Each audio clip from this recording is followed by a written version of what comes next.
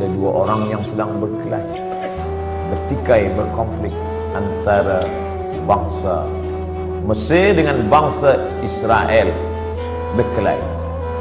Pada masa itu datang Musa nak melerai dia. Janganlah kamu berkelahi, janganlah kamu bertinju. Maka masa itu orang ni degil tak nak berhenti.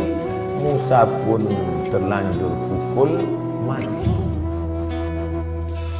Jadi Allah buat fawakazahu Musa. Musa pun meninju dia dan orang ini mati. Musa pun takut, dia pun melarikan diri, bersandar sebatang pokok kayu. Masa Nabi Muhammad SAW Isra Mi'raj, Nabi tengok ada pokok kayu hijau. Nabi tanya Jibril, ya, itu pokok kayu hijau apa? Disitulah dulu Musa bersandar, manakala dia tak ada tempat berpulang. Ayah hilang, emak tak ada, istana dah tinggal, manusia tak ada yang dikenal. Kadang dalam hidup ini Allah buat kita hilang pegangan. Supaya apa? Supaya kita hanya bergantung kepada tali Allah di hadz. Makanya jangan suuzon pada Allah. Puan mungkin sekarang bergantung pada suami, tak lama selepas itu mati laki. Kenapa laki aku yang mati? Kenapa tak laki dia?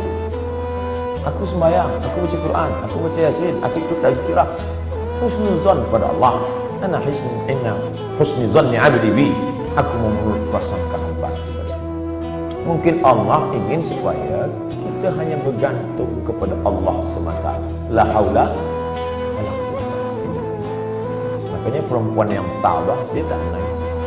Mati laki dia tak menangis. Awak tak menangis? Tak, saya bergantung. Kenapa tak menangis? Memang saya lama dah tu. Sebab laki itu tak elok, jahat, tak sembahyang. Oleh sebab itu maka kita husnuzan pada Allah. Anak ada, bini ada, unta ada, kebun ada, berpegang kepada makhluk. Allah uji, Allah matikan anak, dia tetap berpegang. Allah buat unta, lembu mati, kambing mati, tetap.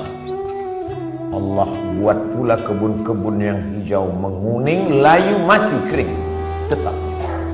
Tinggal seorang saja yang tempat dia bersama, rahmah.